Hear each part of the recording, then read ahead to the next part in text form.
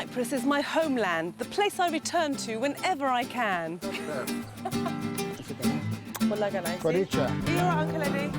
We Cypriots are passionate about family and food, and the two so often go together.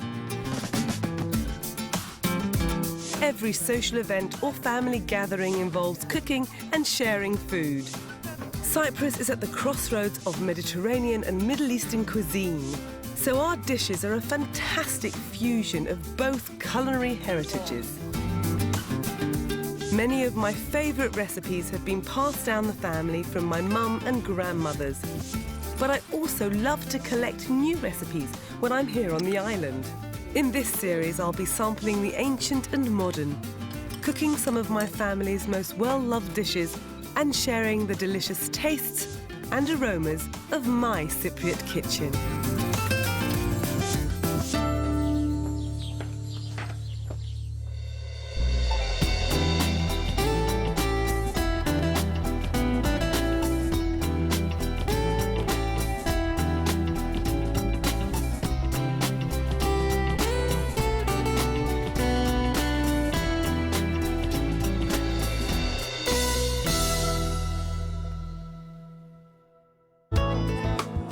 Coming up, Easter comes to Cyprus, and with it brings some wonderful and traditional recipes, including Flaounes, our special Easter cakes. Okay. We have controversy making Flaounes. My daughters and I taste chocolate from around the world. My mouth is on fire. I quite like it. And I make delicious garlic beef sofrito to celebrate with friends and family. Lovely jubbly.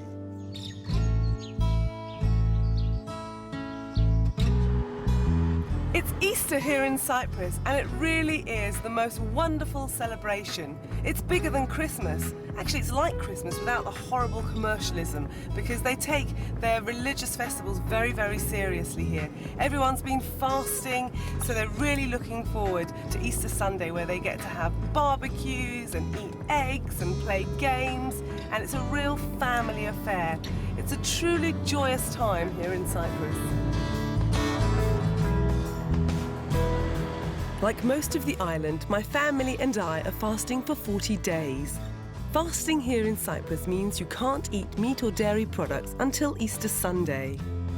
Today it's Megali Bempti, or Big Thursday, when people traditionally cook a dish that will be ready to break the fast on Easter Sunday. I'm on my way to Latcha, near the capital of Nicosia, to make some Flaounes, traditional Easter cakes, with my aunts and cousin. As with everything here in Cyprus, it's a family affair, and I'm doing it with my cousins and my aunt. I've got my cousin Pavlina, her mum Thea Stavroula, and my mum's elder sister Thea Frosa here. And look who's come to boss us about as well. Uncle Eddie's come to have his coffee as well, as they always do, because everyone pops in to have a coffee, but I think he's come to boss us about. Now, they like to do their Flaounes differently from the way that I like to do mine, so we're going to have two separate mixtures. We can have a taste test at the end to see which one's best. Αρχίζουμε? Ναι. All right, we're getting started. Τι αρχίζουμε πρώτα? Okay, so Thea Frosa's going to start by grating the cheese. It's a special cheese that's only used for Flaounes, and normally they need to grate it either in the morning or the night before because it needs to dry out slightly, and it's a very special cheese that's used just in the Flaouna cakes. Thea Stavroula is going to be chopping the mint, Pavlina is going to be doing the eggs, and Thea Frosa and me are going to grind the mastiki. Mastiki is also known as gum mastic or mastic tears. It's resin that comes from a small tree, mainly grown on the Greek island of Chios, and it's widely used in recipes here in Cyprus. Next, we add the semolina, sugar, 18 eggs to each mixture, some yeast, and some fresh Cypriot mint. Τώρα να βάλουμε την κανέλα. Εσείς να βάλετε κανέλα? Όχι, θέλουμε. Γιατί? Γιατί έτσι είμαστε μαθημένοι από τη μάμα μου. So I said, I'm just going to put cinnamon in, and they're saying, no way, we're not putting cinnamon in ours. And I said, why? And they said, because our mum didn't put cinnamon in, but I love cinnamon, so... Crazy. Totally horrified. Three! No. Ένα μυρίζεις δεν να φαίνονται καλά. Okay. We have controversy making flaounes. I have put Να μας αλλάξεις τη μύστη μας 3 εσύ. teaspoons into my mixture and they're horrified. All right, φέρνω το δικό μου. Bring me my one. Thea Frossa, give them their one. Let's swap her. We're going to mix our own bowls now. It really does smell amazing. You're literally... Mi resisto, είναι ωραίο. Με την κανέλα είναι ωραία. I'm just saying. I'm saying the smell's amazing because you can smell the mastihi, you can smell the mehlebi, but you can really smell the cinnamon and mint as well. It's totally a family choice as to whether you add raisins or not. I like loads of raisins in mine. Ah, dear, lovely. So to finish this off, you need to crack an egg on top and just leave it there. You put the egg everywhere here, and then once you finish this, tikamno, Isu, Christos, and it's so you get the blessing so your flaounes turn out beautifully. Πάμε για καφέ? Πάμε. Right, coffee time. Uncle Eddie, keep an eye on the flauna mixture. All right. So we've had a lovely cup of coffee. Uncle Eddie's been in charge and everything seems okay. And now we're ready to make the dough. We're making 2 versions of flaounes, the traditional and my version with wholemeal flour and extra cinnamon and fruit. I already made my brown flour dough, which of course my family think I'm ridiculous for. They don't like it, but I love it. But what we're going to do now is make the traditional village flour dough. And this flour is unbleached white flour. And to that, we're going to add a teaspoon of salt. So we're putting the mirodigain, which literally translated means the perfumes of the pastry, which is what the smell of the aroma of the pastry will be. And we're going to add mastihi, which is mastic tears, which has been ground down. So now we're just, it literally is a case of mixing all that together and adding the oil. This is ground nut oil. Τώρα ριζιάζουμε το.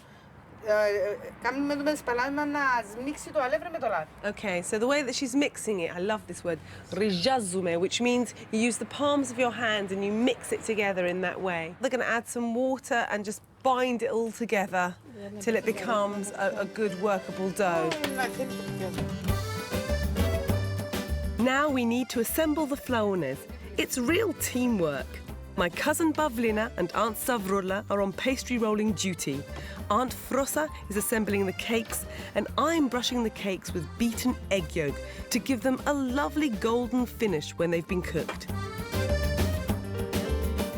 Once we've finished, there's going to be a taste test to determine which are nicer. My wholemeal cakes laced with cinnamon or my aunt's traditional recipe. We're going to bake the flaounes in a traditional clay oven. Θέλω αλεύρι. Παυλίνα αλεύρι. All right, ελάτε. Ωραία. Okay, να σου το βάλουμε έναν πάνω. Έλα το αλεύρι. There's a real art to putting these in the oven without burning yourself. I'm leaving it to the great aunts to sort out. About 35 minutes in here should do the trick. Etes de las menes flaounes here. And my parents have arrived just in time for the taste test. Traditionally, these shouldn't be eaten until Easter Sunday, but many people will still eat dairy products during Lent. Right, the moment of truth. Just have a little nibble of each, just a little nibble of each. It tastes very nice. It tastes very nice. This is a brown bread, isn't it? Okay, let's see what you think of the I other have one. to try the other one now. This one, it smells nice, Okay. but this one tastes better. Yeah. This one is good. Okay, there you go. Uncle Eddie? I have to agree with your father. For once! For once! Hey! Oh my God! Don't choke, Mum. I think it's the cinnamon. See, Mama?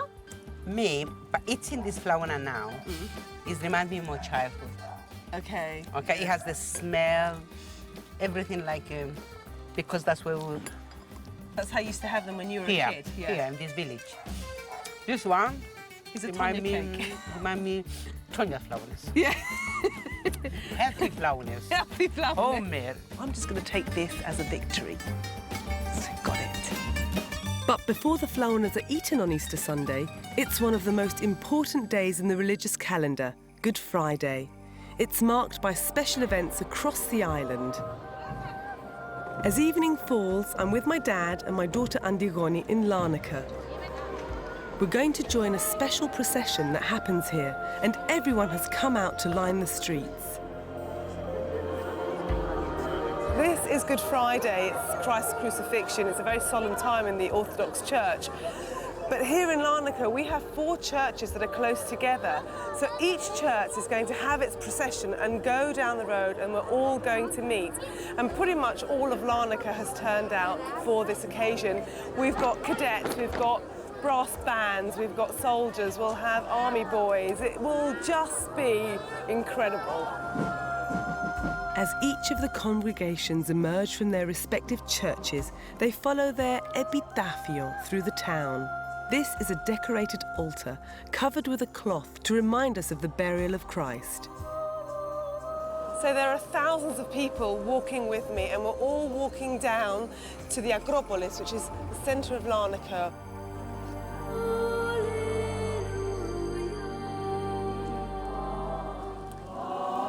We've come to the Acropolis, the centre of town, and all the 4 altars are here from each of the churches. The bishop is blessing all the altars, and everywhere you look, you can see thousands of people, old, young, families, children, all here. And it really is the most spiritual experience.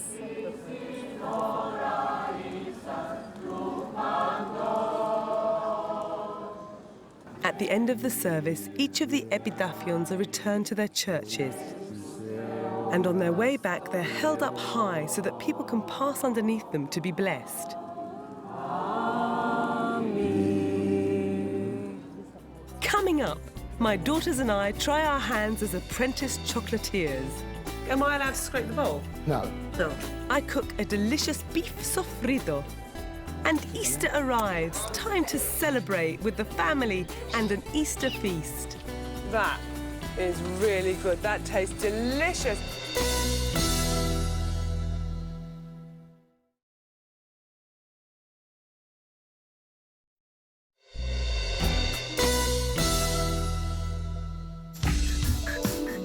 I'm in Cyprus, and it's Easter time on the island.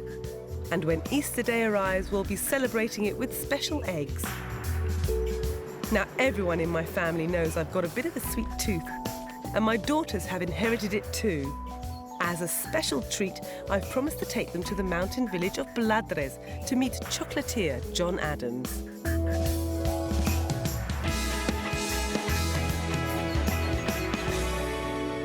So here we are in the chocolate workshop in Bano Bladres with John. So John, what are we going to do?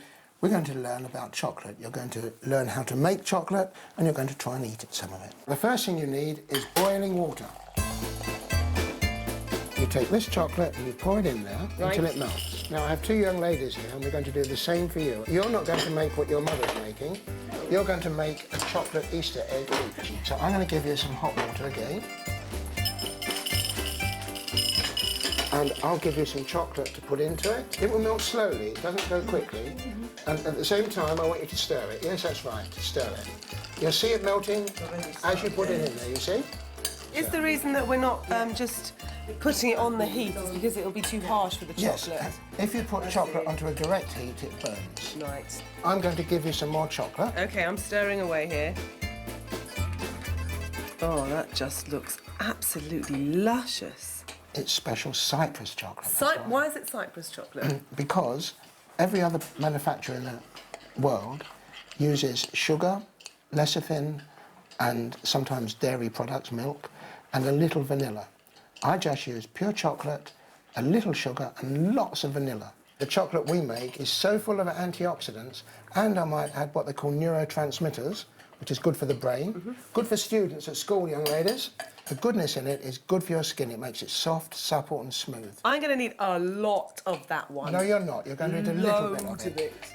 That's a good go. It's good for you to keep stirring like that. The molten chocolate mixture is ready to be poured into the egg mould. Clips stop the chocolate from dripping out. Quickly, don't hang around. That's it. The girls are making sure the chocolate is evenly coating the mould.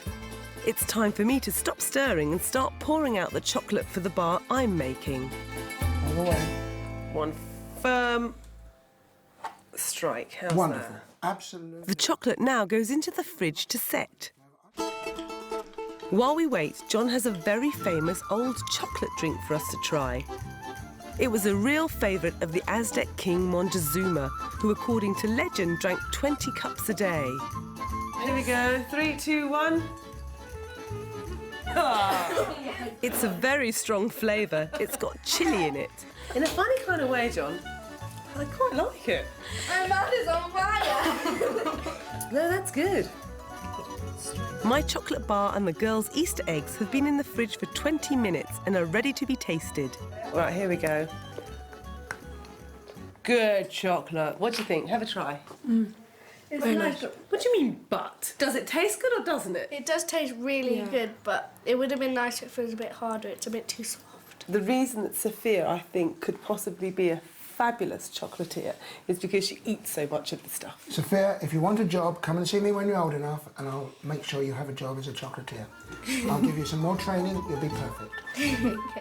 Okay. It's Easter Saturday and I'm in the village of Aya Varvara in central Cyprus on the edge of the Troodos Mountains. It's the night of the resurrection, one of the most important festivals in Cyprus. This is the church of my uncle, Father Michael. Pretty much most of the village is here for my uncle's service. After hymns and the service, people make their way to the front of the church to wait for my uncle to bring out the light of Jerusalem. When he emerges, people come forward to light the candles they're holding and then pass the flame on to others. Afterwards, we all head outside to the sound of fireworks and church bells ringing in celebration.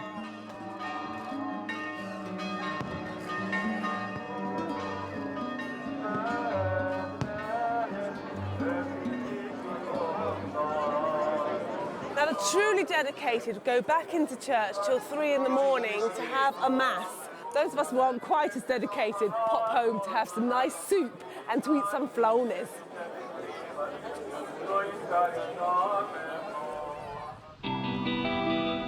I've come back to the village of Galavassos where I'm staying to prepare a dish that's perfect to celebrate Easter with. Traditionally, all of the family gather together and we all bring a dish along. I'm making enough for about 6 people, so I'm using 1 kilo of lean beef. My family have been fasting for 40 days for the Lenten fast, and to break that for our Easter celebrations, there's going to be lots of barbecued meat, but I also wanted to make them something a little bit different, so I'm going to make garlic beef, or as the Greeks call it, Sofrito. First, I'm dusting the cubes of beef in plain flour, then heating a little extra virgin olive oil in a frying pan. The beef isn't going to stay in the pan, I'm just browning it before putting it into a pot where it's going to be slow cooked. The next step is to pour red wine into the frying pan and heat it along with a glass of beef stock. I'm then adding bay leaves to the browned beef cubes, a good few sprigs of rosemary, and some dried thyme. Now for the garlic. I'm using 3 heads of garlic cloves that have been skinned, then cracked black pepper and sea salt to taste. And finally, a glass of red wine vinegar. Then give the pot a bit of a stir, pop the lid on, and this is going into a fairly low temperature oven, 140 degrees or gas mark 2, for about 2 hours.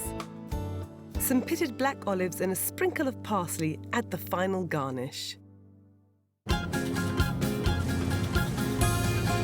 It's Easter Sunday, a time of huge celebration here in Cyprus. Our fast is broken and my priest uncle, Father Michael, is throwing a barbecue party for the family.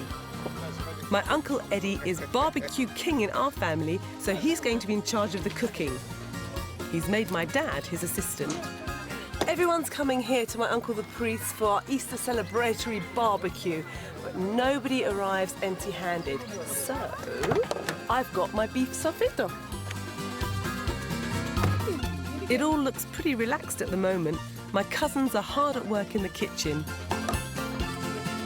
Being in charge of the fire may not seem like a major job, but my dad's taking it seriously. If the charcoal is not burnt properly or the right color, it's not healthy to eat the meat. So the secret is to have very nice fire before you put the meat in. That's the secret. How's my dad doing with the garbo now, with the charcoals over there? He's learning slowly. He's not king of the charcoal yet. He's a London boy. He's not this village boy. No, he's lost touch with the village, hasn't he? He's got to reconnect himself.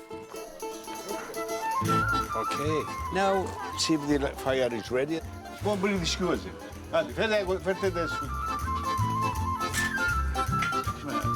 After Uncle Eddie has cooked the meats for about an hour and a half, he seasons the chicken and pork with salt and a little bit of olive oil, and the lamb with some oregano. Wow! It's nearly ready. Smells amazing! So, here we go. Oh.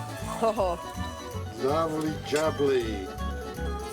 You know what? I'm in my 40s now. He's got a lot of faults, Eddie. You know, he's not perfect. But one thing he's good at is cooking. Come on. Yeah. He's a comedian from London. The big one is mine. Nobody can take that. I'm going to be a winner. I think that's a duck. Especially for Easter, we've got painted chicken and duck eggs. But Father Michael can do one better than those. This is an ostrich egg, which my uncle... Fresco.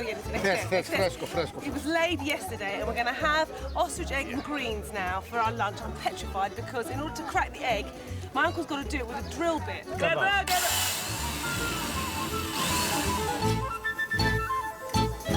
This is the equivalent to 12 chicken eggs.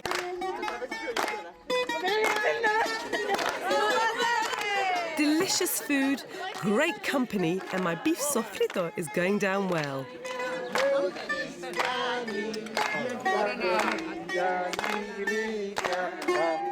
As well as Easter Sunday being celebrated, Uncle Eddie is celebrating his birthday too.